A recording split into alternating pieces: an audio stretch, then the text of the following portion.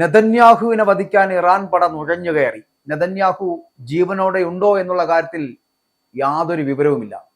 Israel Iran യുദ്ധം എന്ന് പറയപ്പെടുന്ന തുടരുന്നതിനിടെ പ്രധാനമന്ത്രിയായിട്ടുള്ള ബെഞ്ചമിൻ നെതന്യാഹുവിനെ ലക്ഷ്യമിട്ടുകൊണ്ട് ഇറാൻ പട നുഴഞ്ഞുകയറ്റം നടത്തുകയാണ്. ഇസ്രായേലിനും അമേരിക്കയ്ക്കും കടുത്ത മുന്നറിയിപ്പുമായിട്ടാണ് ഇറാന്റെ പ്രതിരോധ സേനയുടെ ഇടപെടലുകൾ.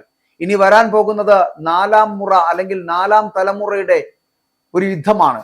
അഞ്ചാം തലമുറ മിസൈലുകളാണ് ഉപയോഗിക്കാൻ പോകുന്നത്.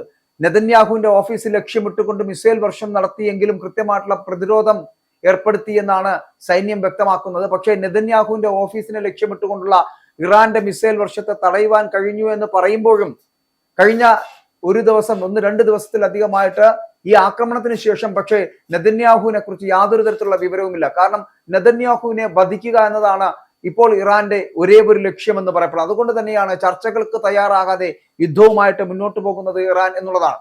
അപ്പോൾ ഇവിടെ ടെല്ലവീവിലെ നെതന്യാഹുവിന്റെ ഓഫീസിലും ഒപ്പം തന്നെ ഹൈഫയിലെ സൈനിക കേന്ദ്രങ്ങളിലേക്കും ഒക്കെ ഈ ഖൈബർ മിസൈലുകളാണ് ഇറാൻ തൊടുത്തു വിട്ടത് എന്നുള്ളതാണ്.